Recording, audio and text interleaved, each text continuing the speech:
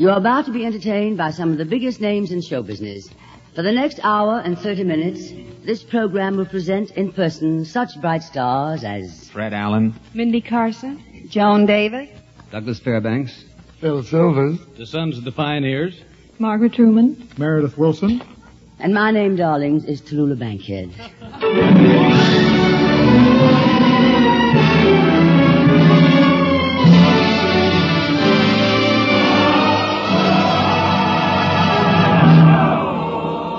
The National Broadcasting Company presents The Big Show. So listen, America, the curtains of America. We're going to be a parlor full of stars.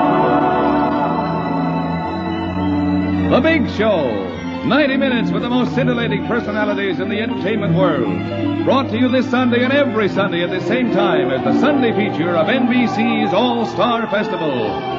And here is your hostess, the glamorous, unpredictable Tallulah Bankhead.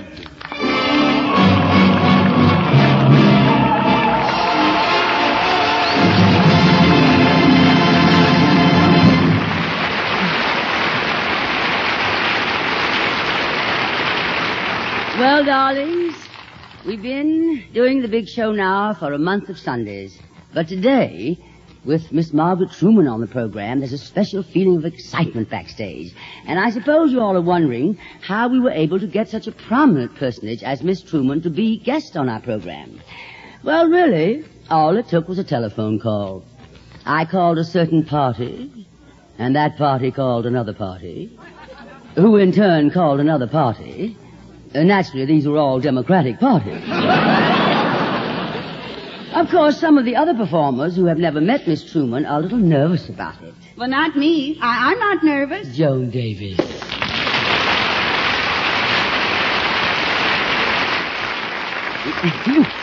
You say you're not nervous, Joan, about meeting Margaret Truman? Well, why be I should?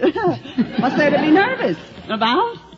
In fact, I'm looking forward to looking her. Oh, you're in great shape, darling. In fact, you're fabulous. Fabulous? Well, you're not built so hot yourself. Look, Miss Bankhead, if you're really nervous about meeting Miss Truman, you can just stick close to me. I'll cover up any mistakes that you might make. You'll cover up any mistakes I make? Oh, sure, I'd just be glad to. I know how it is when you're not a celebrity and you meet a celebrity like Miss Truman. Why, sure, you're bound to get nervous. But out in Hollywood, I see celebrities all the time. Yeah, why, I live right across the street from where Guy Kibbe used to live. No. Yeah. One of us ought to stop gargling with Drano.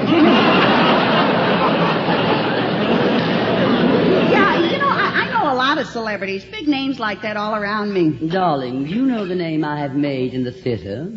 Yeah, and they better not let me hear them saying it. My dear Joan. Oh, you don't have to thank me. I don't know why I beat my head against the wall talking to you. Well, maybe you're trying to get a shape you like. Look, Joan. We happen to have Margaret Truman on our show tonight, and I'd hope to start the show off on a high plane. Now, darling, please, would you say as little as possible to Miss Truman, because, frankly, I look upon your stupidity with the utmost disapproval. Well, I look upon your disapproval with the utmost of stupidity. How else, darling? Joan, we should all try to act our best and look our best today. Well, I look my best. Don't you like my gown? Oh, yes, dear, I always have. Well, I like the gown you're wearing, Tallulah. Thank you, Joan. You're pretty dressed up for a radio announcer. Now, look here, you... Oh, I beg your pardon. You're my guest. You're sorry I'm your guest? Yes. Oh, no, I mean... I'm just sorry I lost my temper. I'm glad you like my gown, Joan, but really, it's nothing. Almost. Yeah, if it was any lower on top and any higher on the bottom, it'd be a belt. And I specifically asked them to send me Joan Davis, not Betty. With that dress you're wearing, we've practically got all about Eve. I will have you know, my pet, that this gown cost me $750, not including the tax. Oh, they should have included a few tacks. At least some pins with it. Now look at my dress. It only cost $600. Yes, it's lovely, darling. Where's the government bond, darling? Government bond? Well, surely for $600 they gave you a $500 bond with that dress. Tell me, dear, where is the tea that came with that bag you're wearing?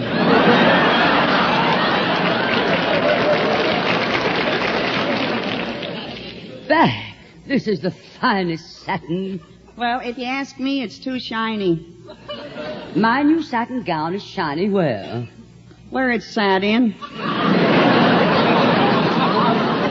If you don't mind, darling, let's drop that topic. Yeah, well, it's your topic. You can drop it where you want it. Oh, now, Joan, darling, please, let's not stand here bickering. No, I didn't bick. Now, Miss Truman will be here soon. Are you sure you know how to act? Oh, sure. I read about it in an etiquette book. If I'm a man, I bow. And if I'm a woman, I courtesy. Are you having difficulty making up your mind, darling? No, it's not so hard. I only get my choice of two. I don't think, though, that I better bow in this dress, so I'll just courtesy. I'd show you what I mean, but I only got one good courtesy left in me, and I'm sort of saving that for Miss Truman. I can get down once, but I may never get up again. I may have to do the rest of the whole show from a kneeling position. Oh, Joan, darling, you don't have to curtsy. Margaret Truman is just like any other normal American girl whose father is president. Yep, I just can't get over it. She must be brilliant. Think of it. She's only in her 20s, and already she's the daughter of the president. Oh, that reminds me. I must make sure Meredith Wilson has the music ready for her. Oh, Meredith, darling. Yes, Miss Bankhead. Meredith, darling, is your orchestra all ready for the president's daughter when she gets here? Miss Petrillo is coming here today?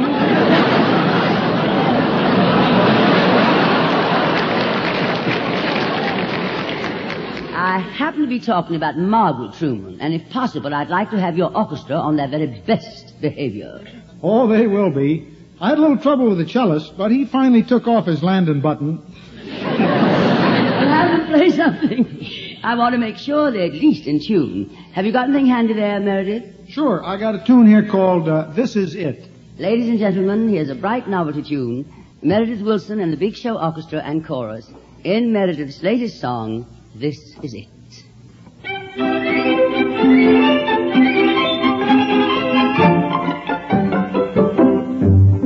When I was very young, I once got struck by lightning.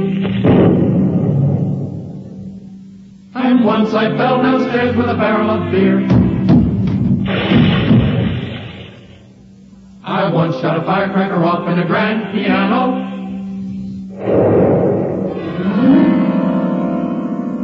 But all that rattle and all that bang was just so much lemon meringue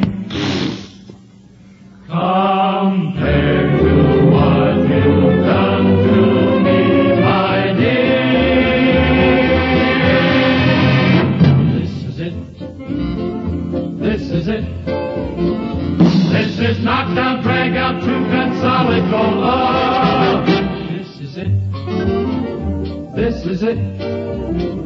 This is one big slam bang straight arm orthodox shove. This is everything my folks gave me advice about. Mamma mia, where were you when all the lights went out? This is it. Stars above. This is knockdown, drag out, two gun, solid gold love.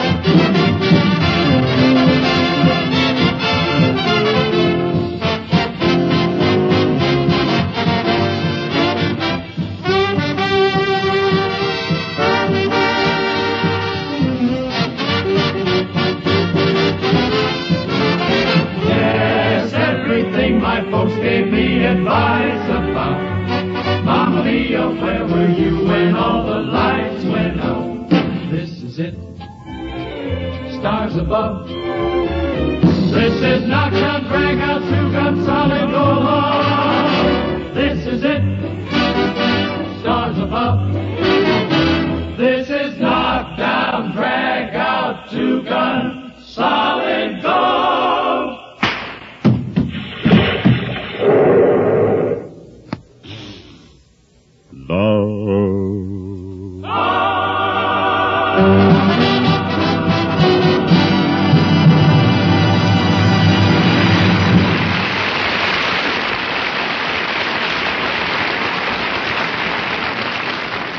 Well, Meredith, that applause should tell you what a hit you've written. It was wonderful, darling. And now, ladies and gentlemen, you're in for a treat, because our next guest is Mr. Douglas Fairbanks, Jr.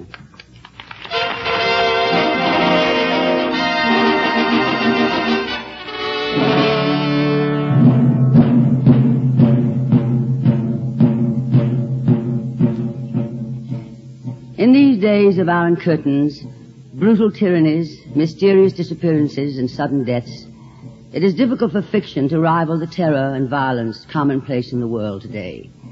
It is a tribute to fine artistry in production, writing, and performance that a smash new film does succeed in bringing to life on the screen a hair-raising adventure that matches today's realities. We are privileged to bring you on the big show a portion of that picture. So here is its star, Mr. Douglas Fairbanks, Jr., in Columbia Pictures' fine new release, State Secret.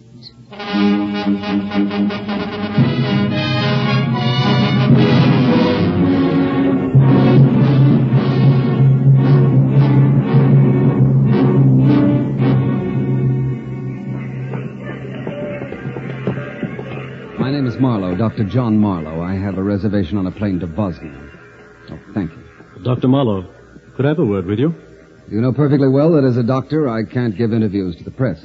We understand you're flying over to Bosnia this morning to receive the Kepler Medal and to demonstrate your new technique in operation. Yes, that's right. Oh, what about the political angle? After all, you're an American. Your country's relations with Generalissimo Neva's government are, well, not exactly friendly. I am an American doctor living in London. I shall continue to be an American all the way. But first, I am a doctor and totally uninterested in politics. Seems to me that the Bosnian Congress of Science has made a gesture which places medicine above politics. I am just returning that gesture, that's all. Good morning, gentlemen. Attention, please. Flight 505 for Bosnia. Landing at gate 12. All aboard, please.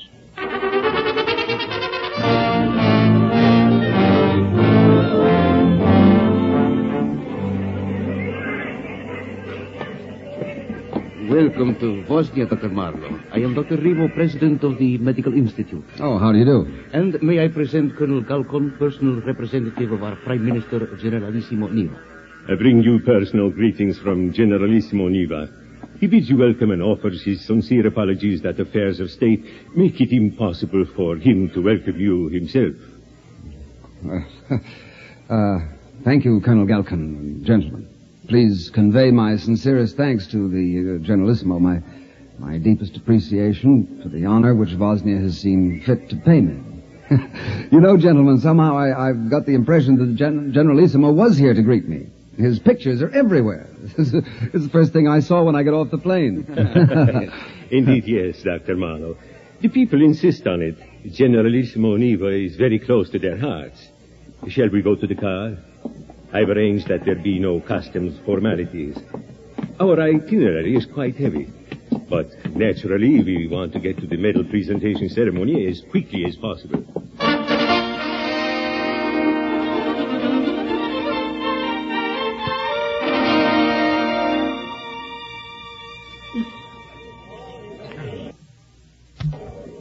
And now, Dr. Marlowe, it is my very great privilege as representative of our Prime Minister, Generalissimo Neva, to present to you the first American ever to receive it, the Kepler Gold Medal, in recognition of your outstanding contribution to science. Thank you, sir. Thank you. In developing a new surgical technique for treatment of a disease until now invariably fatal. We are also most grateful for your willingness to share your knowledge by demonstrating your technique to our leading specialists. Thank you, Colonel Galcon. Also, we felt you'd like to demonstrate your operative technique to our surgeons as soon as possible. Oh, of course, gentlemen. The sooner the better. Good. I've arranged for the demonstration to be at my clinic, where we have an excellent new operating theater. Oh, that'll be fine. I've had the patient moved there. If you're willing, I'll order the car and escort at once. By all means. I hope you won't think we are rushing things, but since you insist on leaving tomorrow afternoon... I'm afraid I have no choice, Colonel Galcon. I have appointments. But you will go back to London with a horribly antiseptic impression of us. No. Can't I persuade you to join my party later on a tour of our more decadent nightclubs? Well, I'd like to, but I'll need sleep tonight. It's shameful. We are exploiting you. But as we're unlikely to meet again, I'll say goodbye. Goodbye, Colonel Galcon, and thank you. The car is waiting, Dr. Marlowe. I'm ready, Dr. Revo. Oh, I can't very well walk out of here wearing this medal, can I? I'd look a little ostentatious. Besides, it's quite heavy. Solid gold, as is the box. Is that so? But permit me, I'll place it in its case and guard it carefully until we return from the clinic. Oh, good. Now, about this patient. Can you tell me something of the history? I have everything here. You can go over the records in the car. Oh, very thorough. Tell me, who is the patient? A middle-aged man. The name? Well, does it matter? This way, Dr. Marlowe.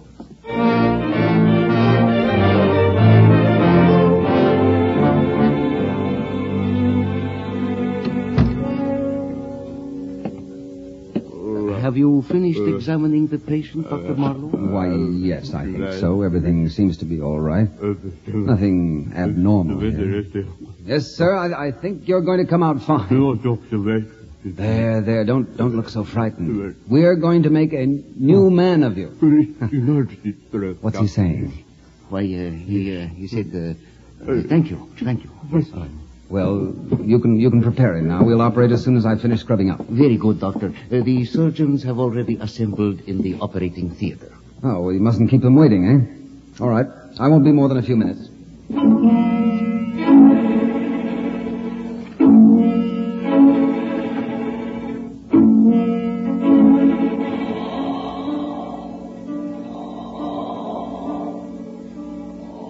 I usually prefer a paramedian incision in these cases, gentlemen. Though I've done a few with a Koch's incision. Sponge, please. I said sponge. Thank you. If the others in the operating theater are to see this, you doctors here in the operating room better stand back from the table. Please. Very well, we'll continue. It is essential that the trauma of the blood vessels be reduced to a minimum by exercising great care in their handling in view of the danger of post-operative thrombosis. I've asked you gentlemen not to crowd me. Will you kindly step back? Scalpel. I said scalpel. What's the matter with you people? What's wrong here? The patient... Pulse. Risen slightly. Color? Good. Quite good, Doctor. There's too much tension here. Too much fumbling. Obvious, too, that half of you standing in this operating room are not doctors at all. Take off that patient's mask. Dr. Marlowe, I beg of you... Take off that anesthetic mask. I want to see the patient's face. But please, Doctor... Take your hand off my arm, Dr. Rebo. Remove that mask. This is not the man I examined before. This man is the man on the posters. This man is Generalissimo Neva, the dictator of Bosnia. Continue the operation, Dr. Marlowe? Of course. What kind of a doctor do you think I am? Scalpel. Look lively now. Clamps.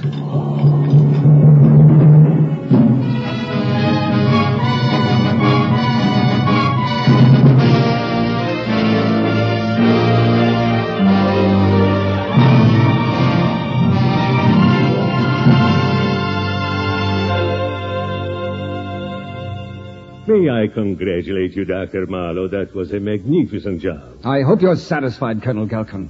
If I hadn't betrayed myself by yielding to an impulse and crowding you in the operating room, you would not have noticed me, not recognized me, not become suspicious, not discovered who your patient really was. But it is too late for that, is it not? Much too late. I expected to be treated according to elementary civilized standards of behavior. Obviously, I was mistaken. I can only beg your pardon. I'm not interested. This has been a gross abuse of confidence. I accept full responsibility. I should like a car to take me back immediately. Will the patient recover? You had better ask General Neva. His guess is as good as mine. How long will it be before he is out of danger? What's that got to do with it? You're going to explain this to Washington and London. Would you say 10 days should tell whether or not the operation was successful? About that? Just a moment, Dr. Marlowe. I don't think you can leave just yet. Oh, yes, I'm leaving, Colonel Galkin. But you haven't heard the last of this, I can promise you. I said I don't think you can leave, Dr. Marlowe. If you try to... That's better, Doctor. Just bow to the inevitable.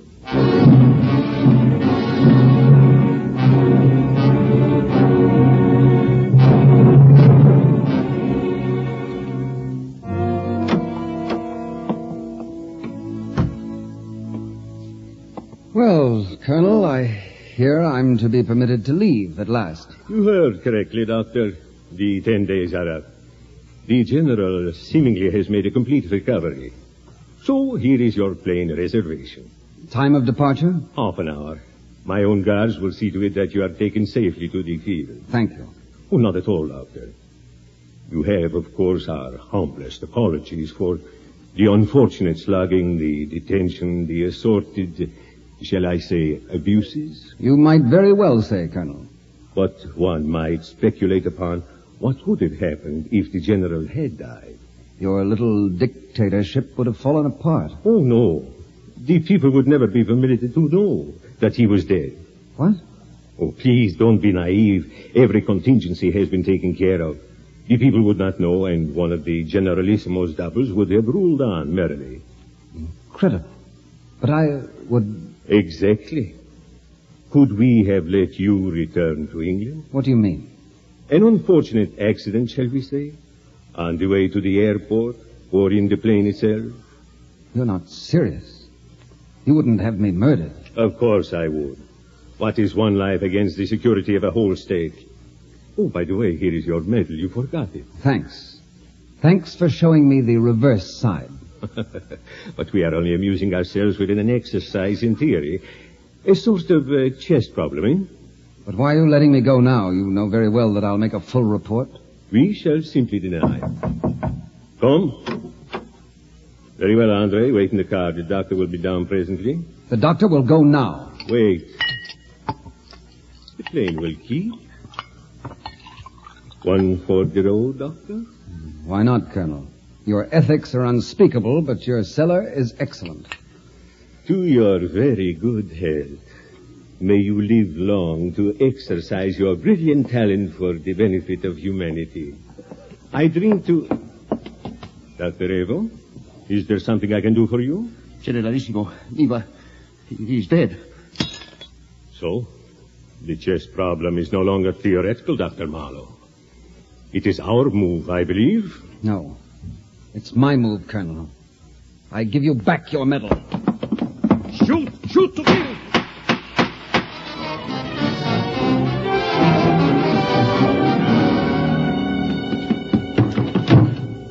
The airport, Andre, and fast. I wouldn't want to miss that plane. I'm sorry, sir. The car won't start.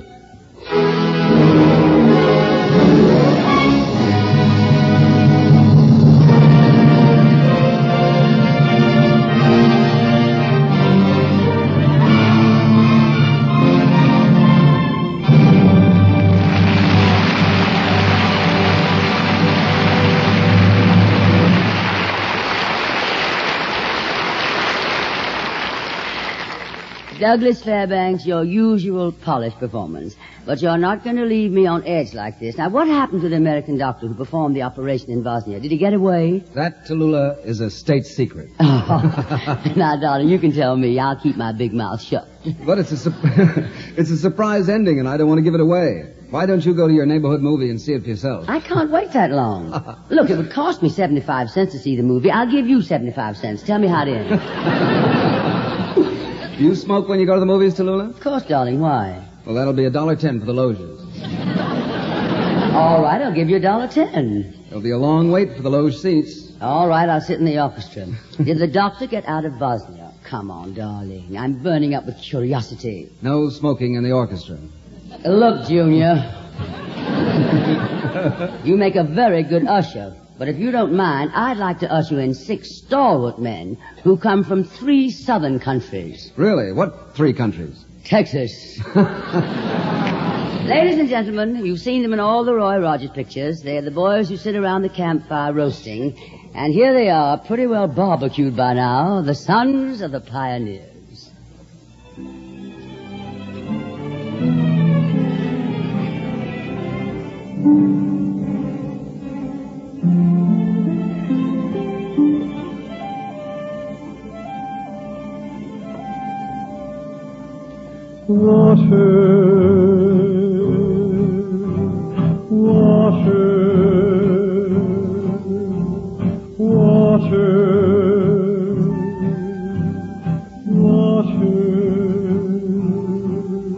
All day I faced a barren waste without the taste of water.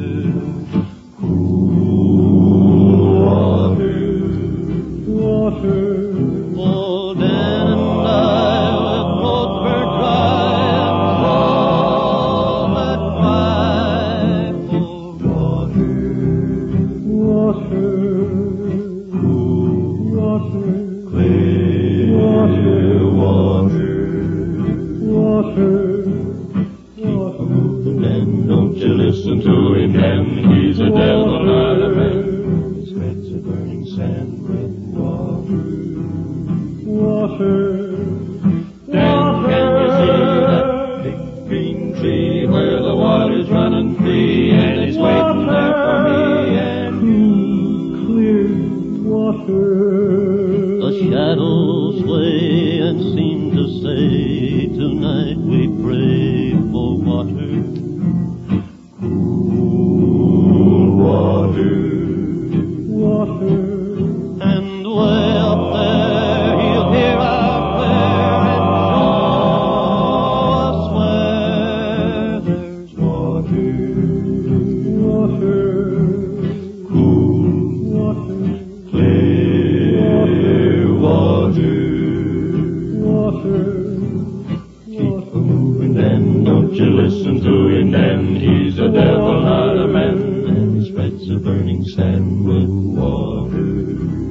Water. Then can we see that big green tree where the water's running free and it's waiting there for me and you? Clear water. Dan's feet are sore, he's yearning for just one thing more than water. Cool water. Water. Like me, I guess he'd like to rest where there's no quest for water. Water. Cool water. Clear water.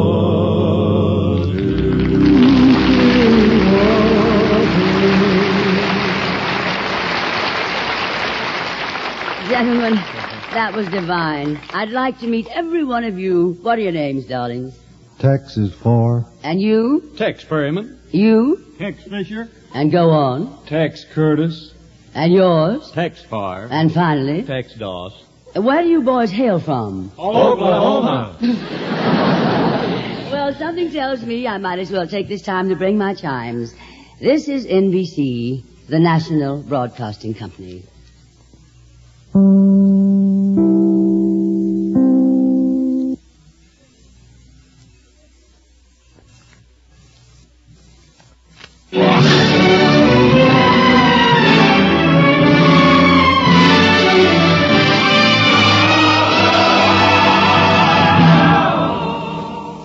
The Big Show. This is the National Broadcasting Company Sunday extravaganza with the most scintillating personalities in show business. This portion of the program is the Sunday feature of NBC's All-Star Festival of Comedy, Music, Drama, and Mystery, brought to you by the makers of Anacin for fast relief from pain of headache, neuritis, and neuralgia. By your local Ford dealer, who is now displaying the new 1951 Ford, the car that's built for the years ahead. By RCA Victor, world leader in radio, first in recorded music, first in television.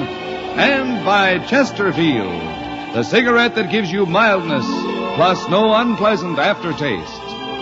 The big stars in this program are Fred Allen, Mindy Carson, Joan Davis, Douglas Fairbanks Jr., Phil Silvers, the Sons of the Pioneers, Margaret Truman, Meredith Wilson, and the Big Show Orchestra and Chorus. And every week, your hostess, the glamorous, unpredictable Tallulah Bankhead.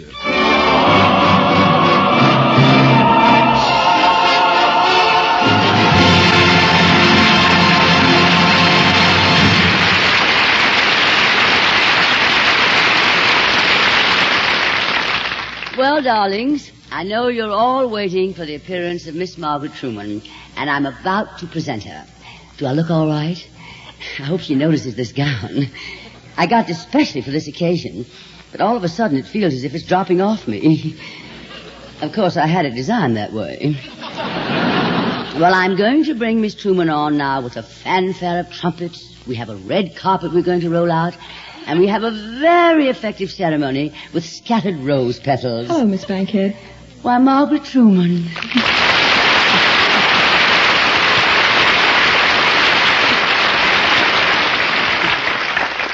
Miss Truman, you should have waited for a fanfare and rose petals. And we were even going to roll out a red carpet for you to stand on as part of the ceremony. Oh, you know I don't like to stand on ceremony. Darling... The first line and already a joke. I am the MC, remember, Miss Truman.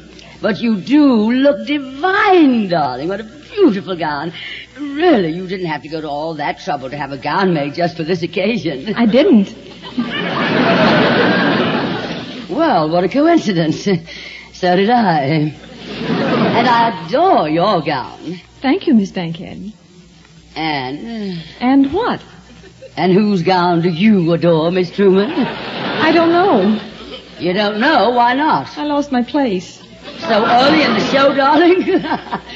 But what I've been trying to find out is, how do you like my gown? Don't you think it does something for me? I do. It's in such good taste, not too daring, and still just the slightest suggestion. I designed it myself, you know. I designed the clothes for all my plays, and they always cause so much comment.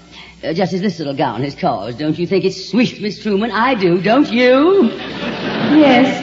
Oh, it's so kind. So kind of you to say so many nice things about my dress. Even if I do say so myself. And I think I did. Thank you, Miss Truman. You're welcome, Miss Bankhead. Now, how are things, Miss Truman? How's everyone at home? Fine. And how are the Blairs? The Blairs? Well, yes, darling. Didn't I read somewhere that you were staying with the Blairs while they're repapering your house or something? Yes, we lost our place temporarily. Again, darling, we're on page 29. Oh, your place. Oh, I see, darling. I didn't understand. I'm sorry. Is there anyone at home listening to our program? I guess so. Oh, how sweet. Well, would you like to say hello to anyone special? May I? Oh, please do, darling. What a scoop. Go right ahead, Miss Truman. All right. Hello, Margaret. Margaret? Who's Margaret? That's me. I'd like to hear somebody on this program call me by my first name. Oh, that's so sweet, darling.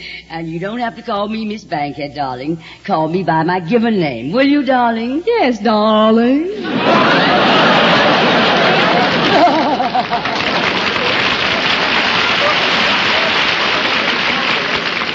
The child's getting all the laughs.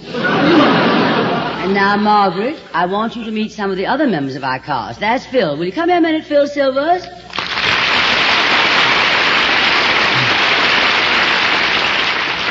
My goodness, that's the biggest round of applause I ever got.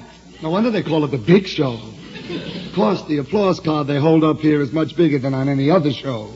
Now, Phil, there's somebody here I want you to meet. Miss Truman, may I present Mr. Phil Silvers? How do you do? How do you do? I was on a show once where they held up the applause card upside down. I got the biggest round of Esselpaw you ever heard. Phil, this is Margaret Truman. Glad to see you. Hi. Yeah, you get the gag? Esselpaw, applause spelled backwards. Funny. What? All right. ESU, it's a pretty good job. Phil, Miss Truman. Dear, Miss Truman is the daughter of the president. Yeah, we just met. Nice kid. Hi. Daughter of the president of NBC? Look, honey, I got a wonderful idea for a radio show. I come on and I say, hello again, this is Phil Silvers. Phil, Miss Truman is from Washington. Yeah? Hey, I'm a big hit in Washington, especially in Seattle. Did you ever play any of the nightclubs in Seattle? No, I never have. What's the bit? What's the routine? What are you going to do on this show? Phil, Miss Truman was kind enough to accept our invitation to sing on this program. Oh, vocalist. Miss Truman. Oh, I should have known. Say, you're not Harry James's vocalist, are you? No, I've never had the pleasure. Besides, I sing classical and semi-classical, you know, long hair. Oh, well, how do you do with that kind of stuff? Fairly well, thank you. Not too good, huh? Listen, I happen to know all about singing. You gotta sell the stuff. Let me hear you make with the pipes. How about trees? Now? Yeah, just a few bars. You know how it goes. I think that I shall never see a poem lovely as a tree, whatever that means. Okay, take it. I think that I shall never see. I think that I shall never see. No, you're not selling it, kid. Look, you gotta sock it over. You gotta get it across. I'll show you. I think that I shall never see. I think that I shall never see. Oh, you're fighting me. You're fighting. Try it again. Listen. I think that I shall never see. I think that I shall never see. Maybe your way is better. Phil. Yeah? I think that I shall never see the day you're on this program again. Well. Unless you stop bothering Miss Truman. Now, Margaret, darling, we have a happy little commercial. Now, you know what a commercial is. In radio, that's like the Marshall Plan. Would you mind reading it, Ed Hurley, darling? Every day you hear more and more about an incredibly fast way to relieve the pains of headache, neuritis, and neuralgia. It's Anacin. A-N-A-C-I-N. Now, the reason Anacin is so wonderfully fast-acting and effective is this. Anacin is like a doctor's prescription. That is, Anacin contains not just one, but a combination of medically proven active ingredients in easy-to-take tablet form. Thousands of people have received envelopes containing Anacin tablets from their own dentist or physician, and in this way discovered the incredibly fast relief Anacin brings from pains of headache, neuritis, or neuralgia. So, the next time a headache strikes, take Anacin, A-N-A-C-I-N, Anacin, in handy boxes of 12 and 30, economical family-size bottles of 50 and 100. Ask for Anacin at any drug counter.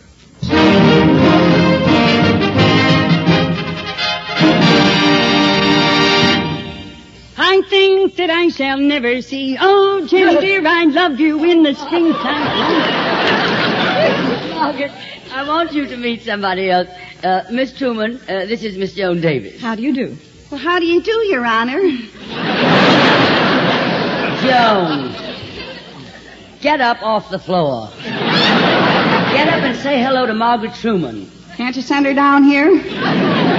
Ladies and gentlemen, while Miss Davis is wallowing on the floor, Meredith Wilson and the Big Show Orchestra and Chorus will bring us an unusual arrangement of a tune imported from France and being played for the first time in this country. It is entitled Les Violons s'amusent, which means the violins amuse themselves or have fun, whatever.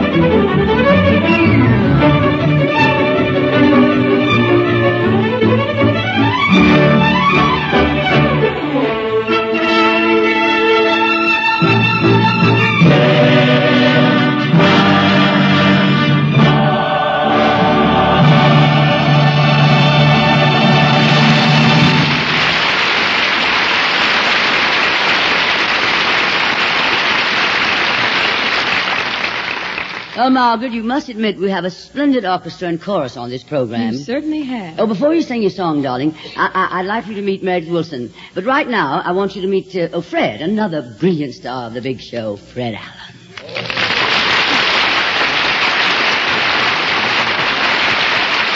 Miss Truman, may I present Mr. Allen? How do you do, Mr. Allen? Well, how do you do? It's certainly a pleasure, but please don't call me Mr. Allen. Call me by my given name. All right, darling.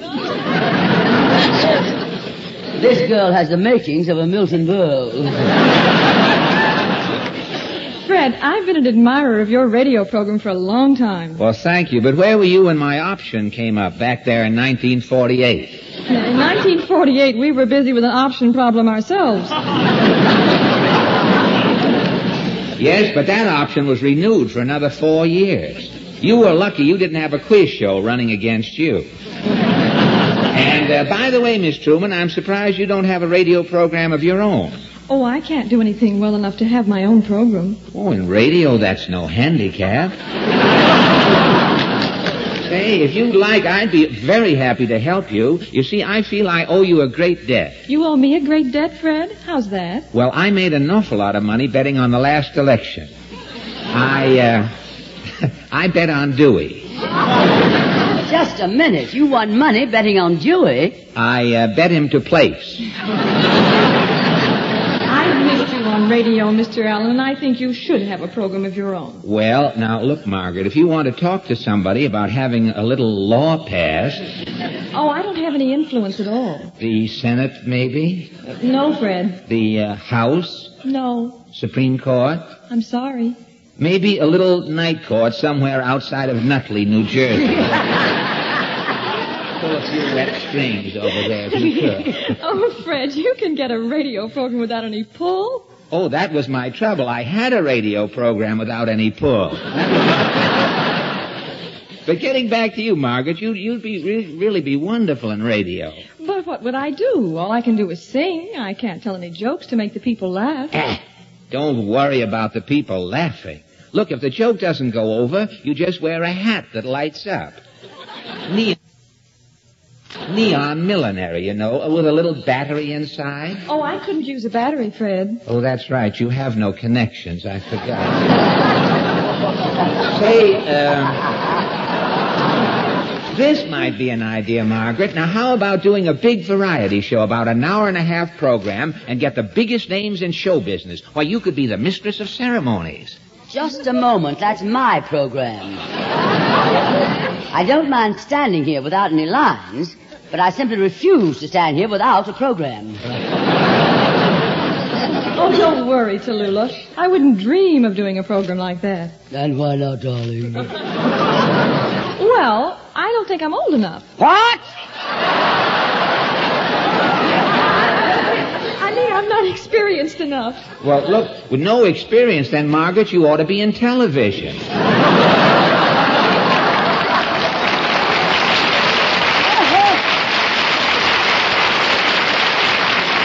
Tell me, this is a haven for people who have no sets, you know. They come and we all get together. But tell me, do you watch much television at home, do you? Oh, we don't have television in Washington. Why not? D.C. These are the jokes, folks. I know there are people out there. I can hear them breathing. Now, oh, say, don't tell me that you won't be good on radio, Margaret Truman. You just give me a minute to think. I'll come up with an idea for a program for you. Just a minute. Maybe you can get an idea from a couple of my good friends. Here they are, Bing Crosby and Bob Hope. Say, Bob, incidentally, now that you're with Chesterfield, suggestion, please. Yeah, why don't you try and conduct yourself with a little savoir-faire, a little je ne sais quoi, joie de vivre. Look, Vienne Rose. Don't try to dazzle me with that stale French of yours. I could dazzle you with English, Bob. Dazzle be enough out of you. Seriously, friends, Skinflint and I, we do agree 100% on this. Chesterfields are milder. And they leave no unpleasant aftertaste. So always buy our cigarette, Chesterfield. The best cigarette for you to smoke. Chesterfield, Chesterfield always wins first place. That milder, mild tobacco never leaves an aftertaste. So open a pack, give 'em a smell. Then you'll smoke 'em. Don't forget to give Crosby for Christmas. I mean the Chesterfield Christmas carton with Bing as Papa Santa Claus.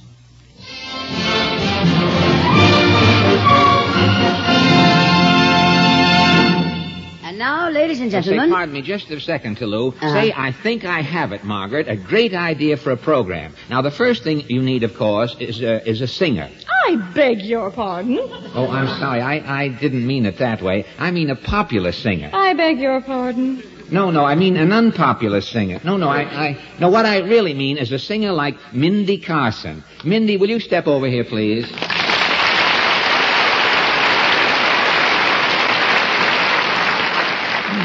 Mindy, darling, I want you to meet someone. Miss Truman, this is... Just a minute, Toulouse. Let me introduce her. You know, with two singers on the program, you're bound to have trouble. Let me handle this. Mindy, I want you to meet Margaret Truman, Miss Seattle of 1949. How do you do, Mindy? It's a pleasure. Now, don't fight, girls. Oh, hello, Miss Truman. I'm pleased to meet you. Now, Mindy, is that a nice thing to say? Mindy, I have all your records, and I just love them. Oh, relax, Miss Truman. So what if she is a singer? And I've gone to every one of your concerts, Miss Truman. I just love your voice. She's just kidding, Miss Truman. She doesn't mean it. Miss Truman, I've been looking forward to meeting you for a long time. Oh, girls, you both said the same thing together. Make a wish. You must lock your little fingers and make a wish. Come on, girls. That's it. There they go. They got a hammerlock on her. Quiet, Phil. They're making a wish. Why don't you go away? There. I've made mine. Me too. Now, you mustn't tell what the wish is. It won't come true. Mindy, I'd love to hear you sing a song. Would you do that for me? Oh, see, my wish came true. I just made a wish that you'd ask me that. Certainly, I'd love to sing for you. My song is The Touch of Your Lips. That's the song I just wished you'd sing. Well, if nobody's going to pay any attention to me, I'll be going. Good. I wasn't even wishing and my wish came true. Right. Sing, Mindy, darling. Lips that are cool, tender and sweet, and now at last the moment divine. The touch of your lips upon my brow, your lips that are cool and sweet,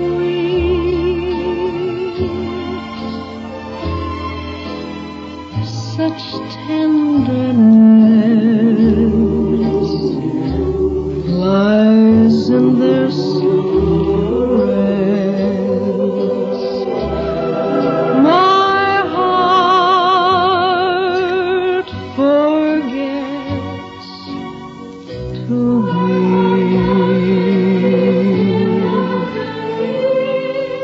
The touch of your hands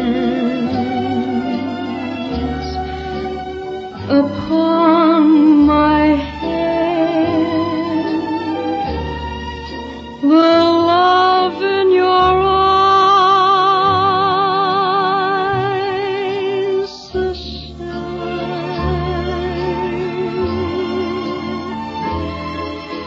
and now at last the moment divine,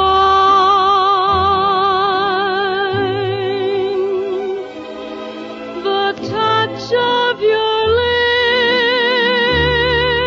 lips on mine. Your lips are oh so cool, your hands are oh so warm. The touch of your hands upon my head, the love in your eyes, the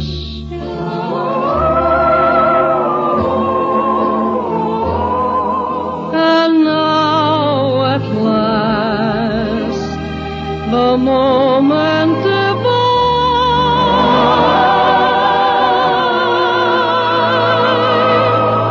the touch of your lips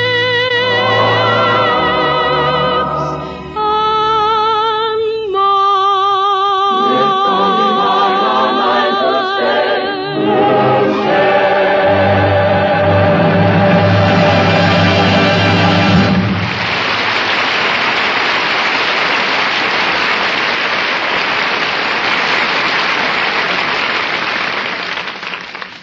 Ladies and gentlemen, America's newest car, the fine new Ford for 1951, is now on display at your neighborhood Ford dealers. And when you see it, you'll find that inside and out, in every detail of design and construction, the 1951 Ford reflects true fine car quality. And in addition, it offers 43 look-ahead features designed to keep the 51 Ford young in appearance and young in performance. For example, there's Ford's smart luxury lounge interiors with their exclusive color-harmonized Ford Craft fabrics. There's the new automatic ride control that automatically adjusts spring reaction to the type of road to give you a level ride, an easy ride. And there's the automatic mileage maker that lets you get the last mile out of every gallon of gasoline for utmost economy.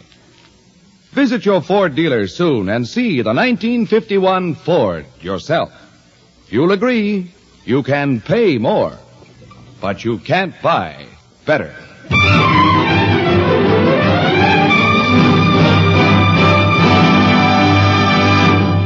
Well, Fred, have you thought of an idea for a program for Miss Truman yet? Yes, Toulouse, I have a great idea, and I could try it out on this program, but I'll need an awful lot of actors. Oh, that's easy, darling. I'm sure everyone on the show will be glad to help. Oh, here's Doug Fairbanks. Doug, will you help us out? I'd be glad to. Oh, Doug, darling, I want you to meet someone. Miss Truman, may I present Mr. Douglas Fairbanks, Jr.? How do you do? How do you do, Miss Truman? This is a great pleasure.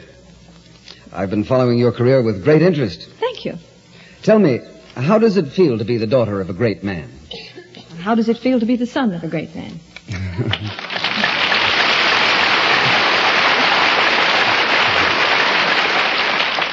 Very well put, darling. Now we'll get the rest of the cast. Joan Davis, don't you think it's time you got up off that floor, darling? Well,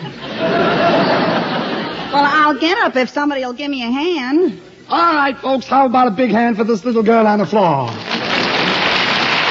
Well, please. We're trying to work out an idea for a program for Miss Margaret Truman.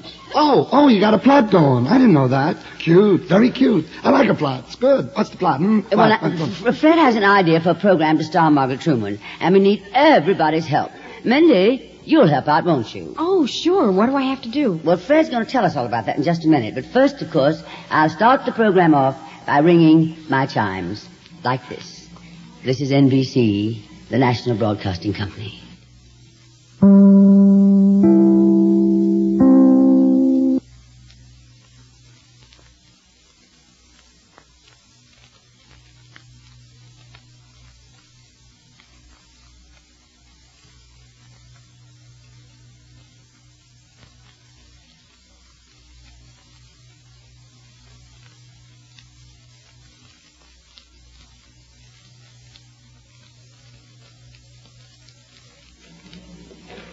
This is The Big Show. And Fred Allen is about to unveil an idea for a program starring Margaret Truman. Well, Ed, programs aren't wearing veils this year. This is rather a barefaced idea. But I think Miss Truman should be presented on a discussion program where she meets many dignitaries and discusses world's problems. How does that strike you, Margaret? Well, I don't know. Oh, darling, it'll be just the thing for you. Yeah. A hostess on a discussion program. And I'll be right here at your side to show you what to do. Well, Fred, how do we begin? Well, it would help a lot to Lou if we could begin with a sponsor. Oh, yes, Margaret, you must have a sponsor. They give you free samples, you know. Try to get an automobile sponsor. I once had an automobile sponsor. I got more transmission belts. And they look well on you, too. Down, girl. Say, I have just such a sponsor in mind, girls. The Banking Institutions of America. Now, the program, as I see it, will start off with a theme song. Meredith, how about some banking music? Good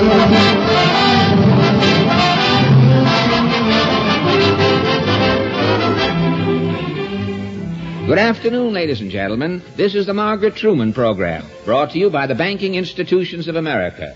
Friends, visit your friendly neighborhood bank. Browse around. Get acquainted with money. When you're in Washington, D.C., visit our factory where money is made. Ask for a sample. Taste it. Bite into a crisp new dollar bill. Notice that fresh mint flavor. It's rich. It's green. It's tender. It's legal tender. And now we present the star of our show, Miss Margaret Truman. Hello again. This is Margaret Truman. Thank you, Miss Truman. And now back to our sponsor. Men, banks offer opportunities for rapid advancement. Mr. Phil S. of No Trump, Idaho, has this to say. I started working at a bank 6 months ago. I didn't know a thing about banking. Now I'm first vice president. And when my father absconds, I'll be president of the bank. The banking institutions of America have a vault to suit your every need. Mr. Douglas F. of Silly Putty, North Dakota, writes, I've been married 10 years, and for 10 years my wife and I each saved money in a vault. And every year on our wedding anniversary, we buy each other a gift out of the money we've saved. We call them our anniversary vaults.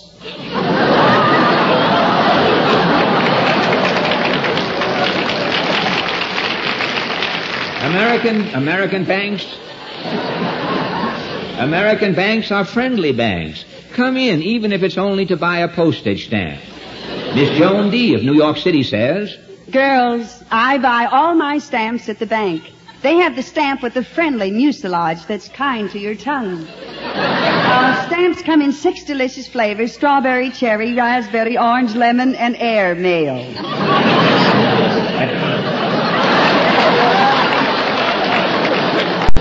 Attention housewives, don't experiment making your own money. Use genuine United States money. It will save you time, possibly 20 years to life. A Miss T. Bankhead, part-time debutante of Montgomery, Alabama.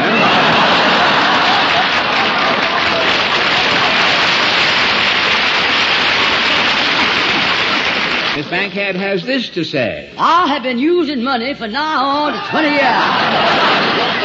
And I found that United States money is the ripest and greenest and richest in the world. I always look for the picture of George Washington on the label, except when I buy the large economy size with the picture of Abraham Lincoln.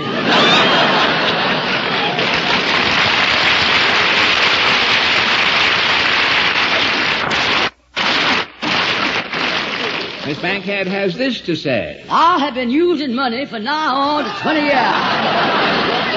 And I found that United States money is the ripest and greenest and richest in the world. I always look for the picture of George Washington on the label, except when I buy the large economy size with the picture of Abraham Lincoln.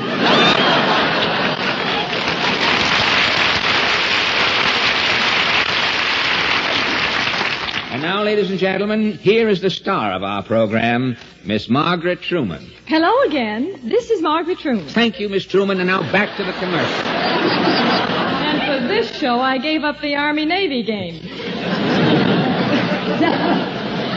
Now, you wait a minute, Fred. You can't treat Margaret like that. Well, but the commercial's Tallulah. Besides, I don't think the banks are a good sponsor. No? If it's going to be a discussion program, she should have an educational sponsor. Well, all right, I tell you what. We'll get the Board of Education to sponsor it. Would that be all right with you, Margaret? Well, anything is all right as long as I get to say something besides hello again. Oh, ad-libbing already, hey? Well, now, she's right, Fred, and I think to start her program off, she should sing a song. How about it, Margaret? I'll be glad to. Well, do it now, darling. What are you going to sing, darling? I'd like to sing Dr. Frank Black's arrangement of David Popper's Gavotte. Whenever you're ready, Mr. Wilson.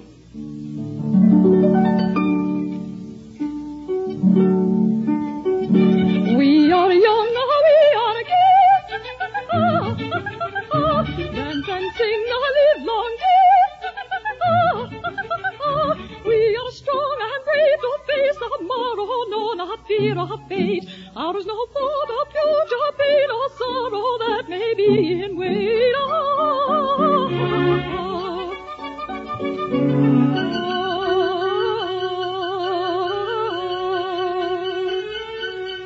What if youth last not always?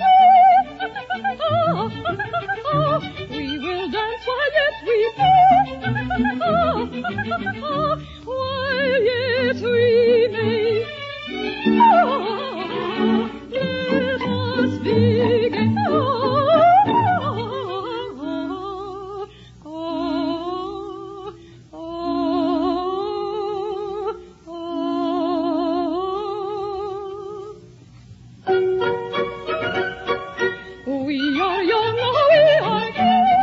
Dance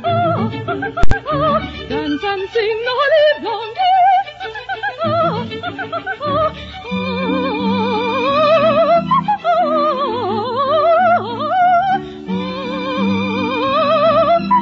We are gay.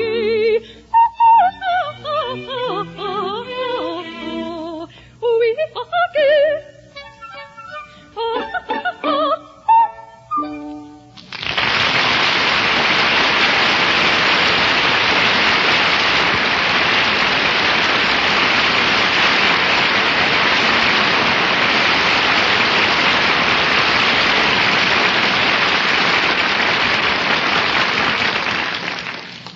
Here's a word from RCA Victor.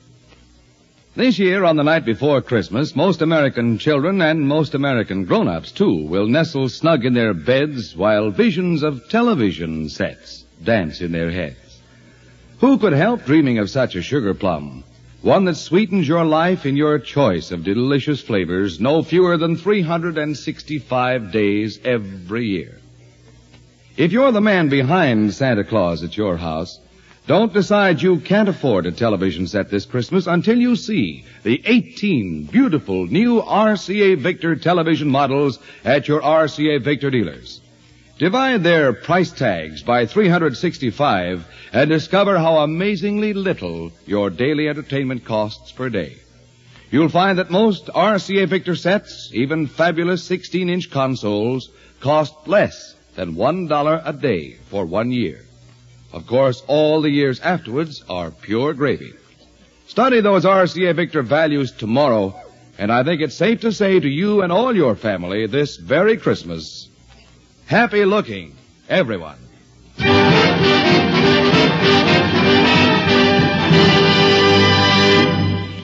Margaret, darling, that song you sang a moment ago was as delightful and gracious as you are. Bless Thank you. you, Toulouse. Hey, Miss Truman, I didn't know you sang like that. Say, you got a nice set of pipes. Look, I'm playing at the Copacabana now, and I can put in a good word for you. Phil, no. What's the matter with the Copa all of a sudden? It's a good job. Miss Truman, I can get you the same deal I got.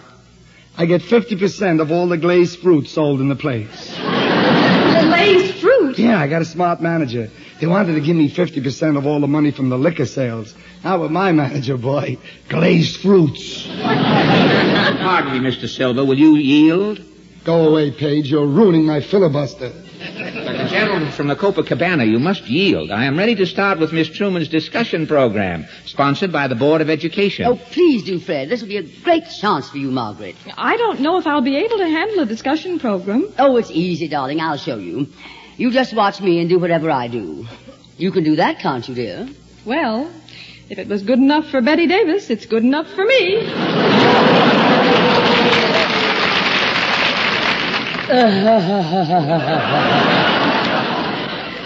Isn't she sweet? Go on, Fred, on with the program. Well, after Margaret finishes her song, we have a commercial, something like this. This program is brought to you each week by the Board of Education and by the thousands of wonderful school teachers barely living in your community. Friends, a little knowledge is a dangerous thing. Come to school. Get a little knowledge. Live dangerously. The schools of America are training grounds for the future. If you want to train for a military career, go to West Point. If you want to train for a naval career, go to Annapolis. If you want to train for a scientific career, go to Carnegie Tech. If you want to train for Chicago, go to Grand Central Station.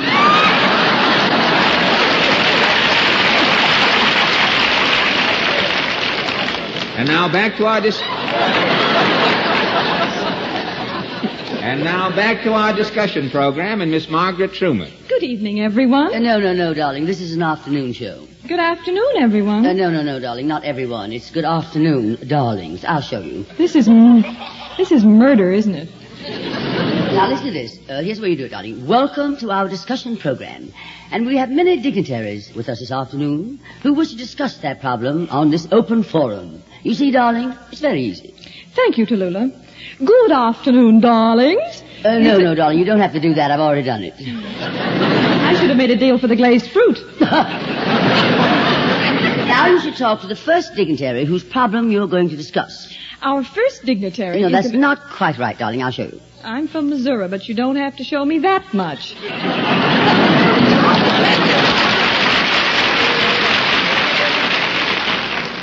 Isn't she sweet? You see, darling, you must tell the people that this is an open forum discussion and anyone can say whatever he wants. Yes, anyone but me. Oh, darling, that's a very funny joke. Well, I think... Pardon me, but I really think Miss Truman is right. You ought to start the program off with a good joke. No, Joan, this is a program in which we discuss problems. Well, I got a problem with this joke. You see, I've been telling this joke for a long time, and everybody's been taking it from me and telling it in different ways. And I want to know how I can stop them. Well, now, that's a legitimate problem. Tell your joke, Joan. Well, it's the story of a man who went into a grocery store and said, "How much are your tomatoes?" And he said 30 cents a pound. And the man said, "The grocer across the street only charges 20 cents a pound." And the grocer said, "Well, why don't you go across the street and buy them for 20 cents? And the man said, "They're all out of tomatoes across the street." And the grocer said, "If I was out of tomatoes, I'd only charge 20 cents also."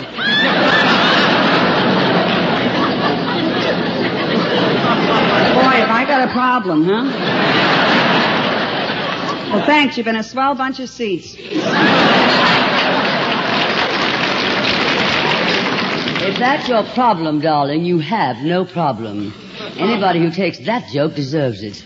Well, hi-ho, it's time for another commercial. Friends, send your children to the schools of America. Remember, there is an American flag over every schoolhouse. No other country can make that statement. And remember, in American schools, the janitors, the groundkeepers, and the plumbers all agree that they are the highest paid in the world. No school teacher can make that statement. Parents, does your child say, "I ain't got"? Well, get her some. And now back to our program and Miss Truman. Oh, thank you, darling. And now... Excuse me, Tallulah. I think he said Miss Truman. Oh, yes, so he did, didn't he? Well, all you have to say, darling, is that our next guest is Mr. Douglas Fairbanks, Jr., ambassador from Bosnia, who has come to America with a special problem concerning his country. Hello, Mr. Fairbanks. You are the ambassador from Bosnia? Well, not exactly. You see, Bosnia is divided into two parts. Upper Bosnia and Lower Bosnia. I am from Lower Bosnia.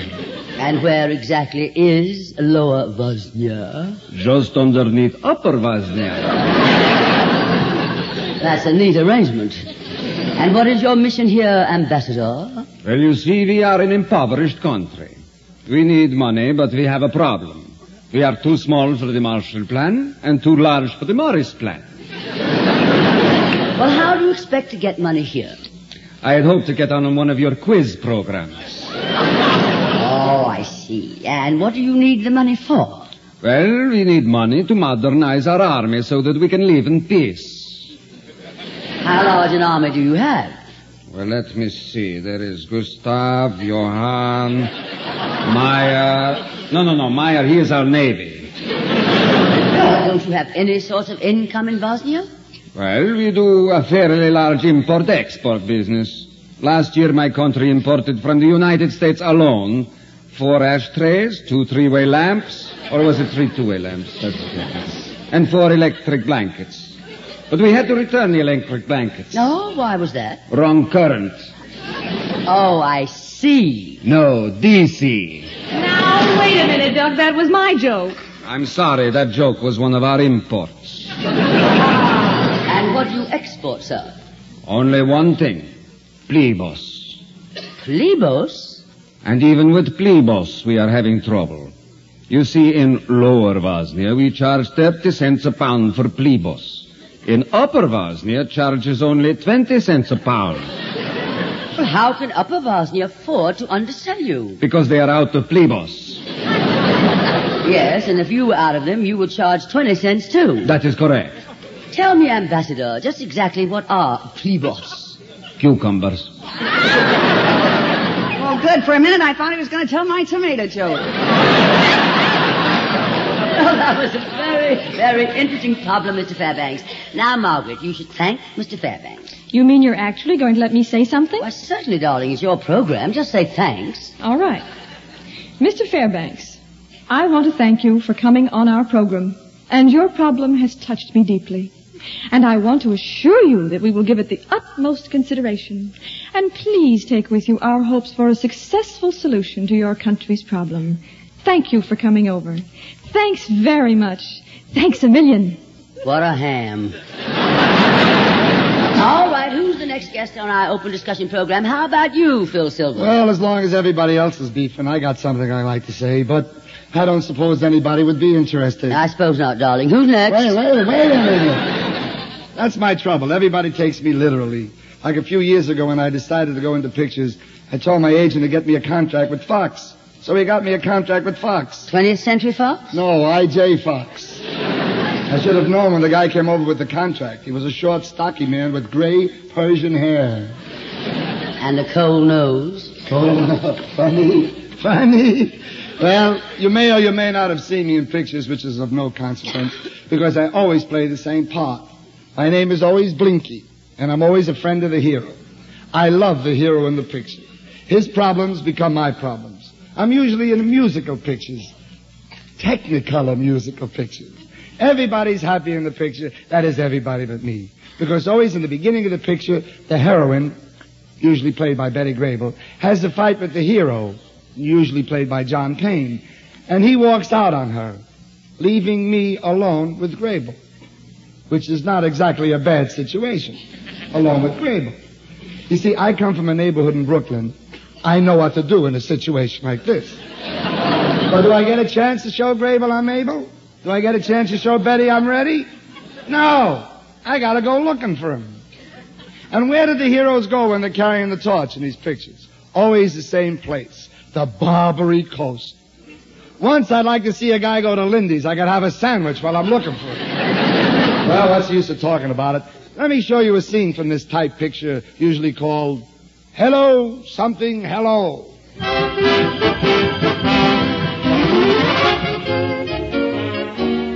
Well, when I finally find the hero, he's at the bar, and I walk up to him and I say, John, I've been looking all over for you. You remember me, Blinky? John, I got the stuff in the car. That's my opening line in every picture. I got the stuff in the car. What stuff, I've never been able to find out. But if he wants it, I got it. John, I say, John, come back to that girl, Betty. She loves you. She misses you. Why, she hasn't slept a wink since you left. How could she? You took the mattress, John. What are you hitting, John? One lousy joke you hit Blinky? Go on back to that girl. Yes, I love her too. But after all, finders keepers, losers reapers. This later becomes the hit song of the picture, which they don't let me sing. No, John, no. Don't say goodbye. Just go. It'll be easier this way. I'll take care of the check. Well, I take care of so many of the hero's checks, by the end of the picture, he saved enough money to marry Betty, and they go away on their honeymoon. And now, from the first time in the picture, he doesn't need me. Then there's another type picture. It's called the college musical. For this, they usually use people under contract. It's cheaper that way, easier on the budget. And that's why you see Walter Pidgeon as a freshman, Marjorie Main as a co-ed, and I'm still Blinky, friend of the heroes. Let me show you a scene from Hello, College Days, Hello.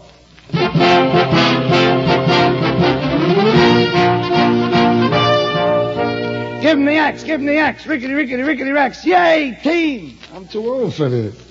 Hello, boys and girls. Where's my old friend John, who is the star quarterback of the team? What? He's been thrown off the team for giving away the signals to the rival coach. Oh, mercy. Where is he? Locked himself in his room. Well, I better go and get him. John, open the door, John. It's me, Blinky. John, we only got 3 minutes for the... I got the stuff in the car. Come on, John. Betty knows you're not guilty. She told everybody she saw you in the chemistry class when you were mixing the Bunsen burner with the X24 formula, which came out blue. And then Zelda was there. Zelda came with Rodney, the dean's son, and they saw you, and they came out, and Zelda said, did you see John? And Betty says, yes, I saw him, Zelda. And Zelda says, well, I saw him. You like this plot? John, open the door. John, remember the old college spirit. Give him the axe. Rickety, rickety, rickety, Rex. Yay, team. You got to be a football hero to get along with the beautiful girl. Come on, Johnny, open the door. I got the stuff in the car, John. Open the door. John, why don't he answer me? Oh, I forgot. In this picture, the hero is Dan Daly. No wonder he'd answer me. Dan, you've got to be a football hero to get along with a beautiful girl. Yay, team. And then there's another type picture, an epic. For this picture, they send 500 technicians to darkest Africa. They hire big writers, big actors. Everything's on a high plane, lots of changes. But I'm still Blinky. Let me show you a scene from Hello, King Solomon's Mines, Hello.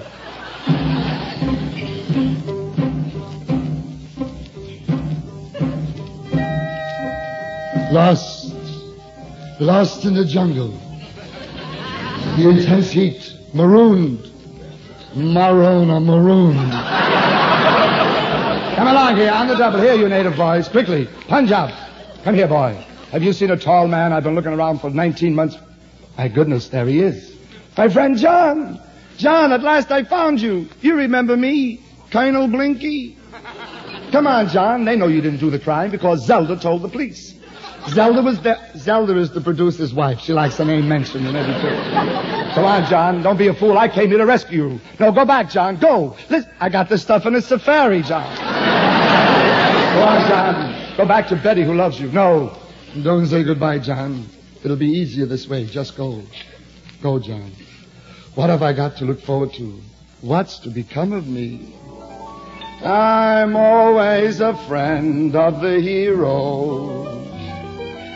Always the hero's friend. The pictures are, as usual, designed to please the masses. The girls keep playing hard to get. The boys keep making passes. And I have to stand there watching them while they steam up my glasses. Where will this frustration end? I'm always the hero's. I got the stuff in the car. See you in a little bit, huh?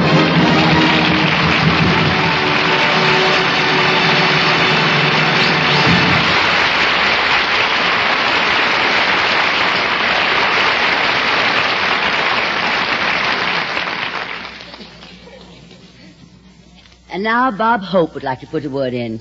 Go ahead, Bob, darling. This is Bob Hope. Can we steal a second? Say, Bob, did you notice there's a new Chesterfield poster of you around town? Yeah, I saw one in a drugstore the other day. I'm dressed up as Santa Claus. Yeah, and you're holding a carton of Chesterfields with a picture of Bing you-know-who dressed up as Santa Claus. And you're saying, for Christmas gifts, here's the answer. Yep, Crosby for Christmas. Bob, seriously, why did they make Crosby Papa Santa Claus in the Christmas carton instead of you? Well, by tradition, Santa Claus is an old man. Yes. Always carrying a sack full. Well, in all fairness to Bing, Bob, I must say it's a very attractive gift. And is packed with 200 of those always milder Chesterfields, which make as fine a gift as anyone could give or anyone could get. And, folks, if you want to prove that just for yourself, make that Chesterfield mildness test. Open them, smell them, compare them, and smoke them. Chesterfield, always wins first place. That milder, mild tobacco never leaves an aftertaste. So open a pack, give them a smell. Then you'll smoke them. See you Tuesday night, folks, for Chesterfield.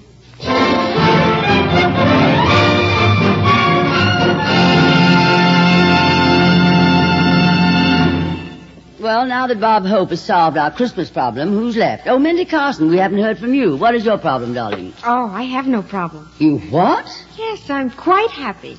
My husband's getting me a mink coat for Christmas. My RCA Victor records are selling well. And last week I lost 2 pounds. So you see, I have no problem. I'm very happy, quite contented. How dare you be happy? Miss Bankhead, I have a problem I'd like to enter into this discussion program. Yes, Meredith? Well, I wrote a special arrangement for a Boeing quartet. Uh-huh. A what? A Boeing quartet. And I thought that maybe you and Miss Truman and Joan and Mindy would do it for me. Can you boing, Joan? Well, if I bend over once more, I think I will boing. Well, now we need a male soloist. How about you, Fred? Well, I'm the right agenda, Meredith. Splendid.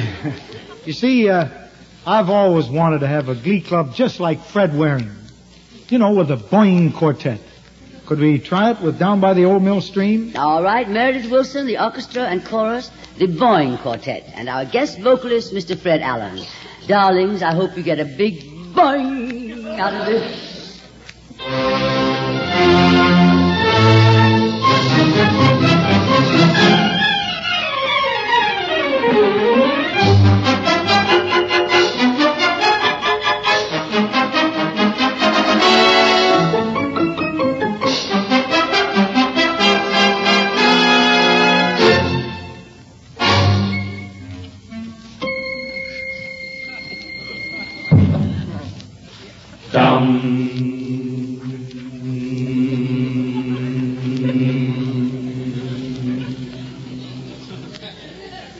By the old mill stream,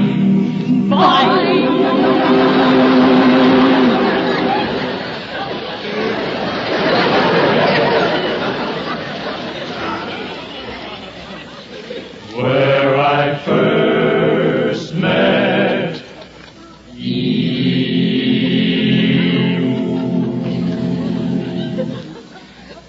with your eyes so balloon, dressed in gingham,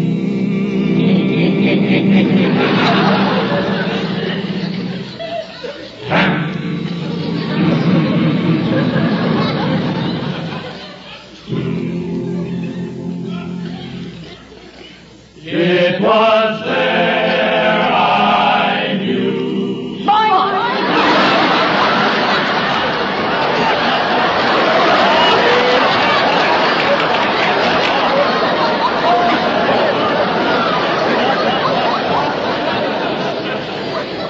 That your fun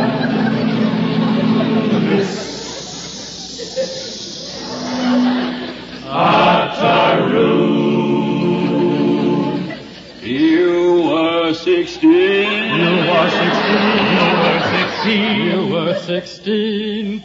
How old was the girl? 16. My village queen. 1, 2, 3, 4, 5, 6, 7, 8, 9, and 10. Jack. Queen. By the old mill, our submarine.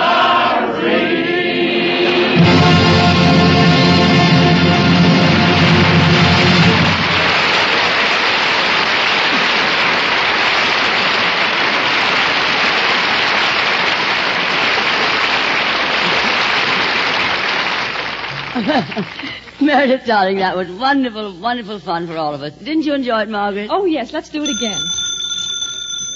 Oh, excuse me, darling, it's the telephone. Hello? Yes? What? No. No, I'm terribly sorry. Well, it's very kind of you to offer, but we don't need a piano player.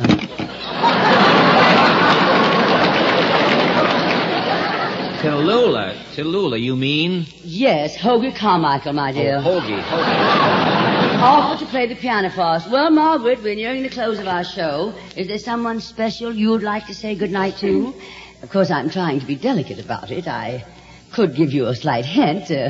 Would you like to say goodnight to, Washington? Oh, sure. Good night, George. Well, I asked for it. Well, this is about it, folks, and try to be with us again next week, won't you, darlings? Our guests will be Jimmy Durante, Clifton Webb, Emma Jean Coker, Mindy Carson, Eddie Arnold, and others. Until then, may the good Lord bless and keep you, whether near or far away. May you find that long-awaited golden day today. Joan? May your troubles all be small ones, and your fortunes 10 times 10. Fred? May the good Lord bless and keep you till we meet again. Margaret. May you walk with sunlight shining and a bluebird in every tree. May there be a silver lining back of every cloud you see. Douglas? Fill your dreams with sweet tomorrows. Never mind what might have been. Phil? May the good Lord bless and keep you till we meet again. Pioneers? May you walk with sunlight shining and the bluebird in every tree. May there be a silver lining back of every cloud you see. Fill your dreams with sweet tomorrows. Never mind what might have been. May the good Lord bless and keep you until we meet again. May the good Lord bless and keep you till we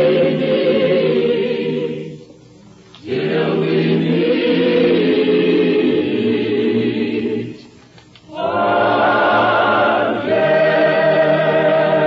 again. Good night, darlings. The Big Show will come to you next Sunday and every Sunday at this time, brought to you by the Whitehall Pharmaceutical Company, by your local Ford dealer, by RCA Victor, world leader in radio, and by Chesterfield. The Big Show is produced and directed by D. Engelbach. This is Ed Hurley saying have fun with Phil Harris and Alice Faye next on NBC.